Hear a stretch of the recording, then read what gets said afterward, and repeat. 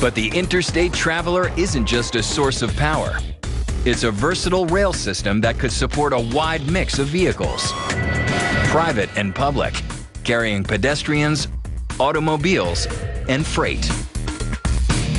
The system can support massive vehicles weighing more than 6 tons each, pulled along the rails using maglev technology. Today, our highway systems can only hold about 2,000, maybe 3,000 cars per mile in bumper-to-bumper traffic. When you have a city of over 1 million people and you need to evacuate that city from a natural disaster, it will take 400 miles of highway just to absorb 1 million people. And we'll be able to move 1 million people a day without any problem whatsoever.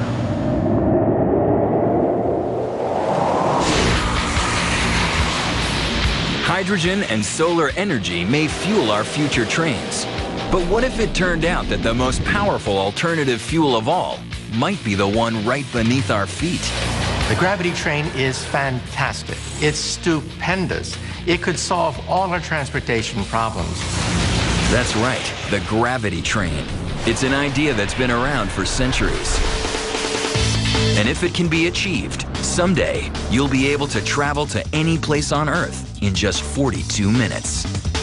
Imagine going from Tokyo to Paris, Prague to LA, Reykjavik to Seoul, all in 42 minutes.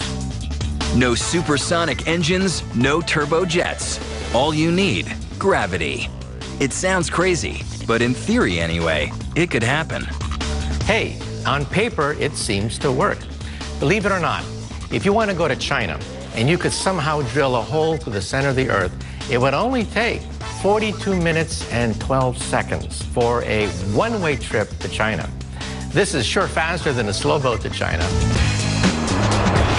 Assuming you could drill a hole like that and suck the air out of it so there was no resistance, the force of gravity would essentially let you free fall all the way down to the center of the Earth. If you get into this gravity train and you hit the down button, basically you're in free fall. As you get toward the center of the Earth, you accelerate to up to 18,000 miles per hour. And then, once you pass through the Earth's core, you'd start to gradually slow down, with gravity acting as a natural braking system as you glide to your destination. The path is symmetric.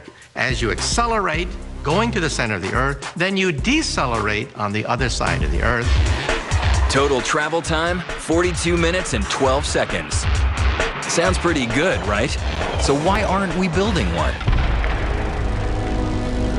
There are 2 basic hurdles to building the gravity train.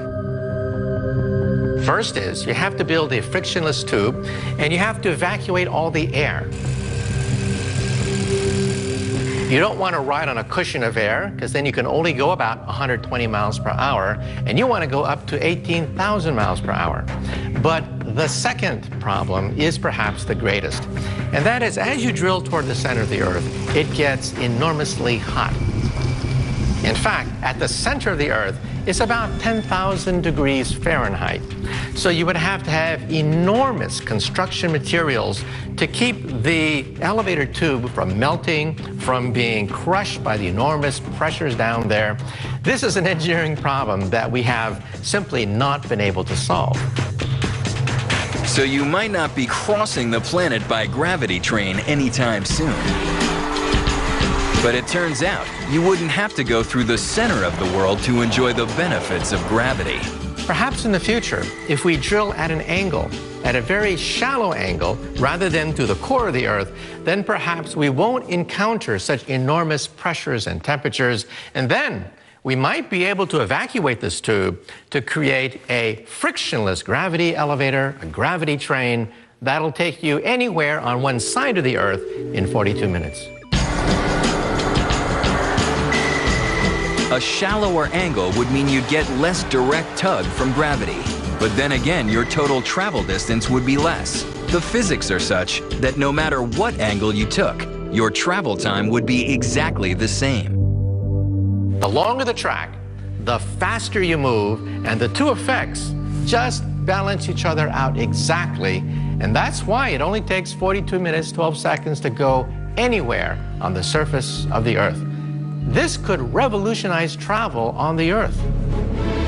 So, someday, if we can work out the small details of crushing pressure and vaporizing heat, you could spend your lunch hour shooting from New York to Miami or New York to Beijing. But the revolution in train travel isn't waiting. It's already begun. Soon you'll be racing on rails at hundreds of miles per hour, using the power of magnets to glide between and across cities, floating and skiing on brand new kinds of tracks, in trains powered by hydrogen and the sun, cruising along automatic highways, and just maybe catching an express right through the planet. These are future trains.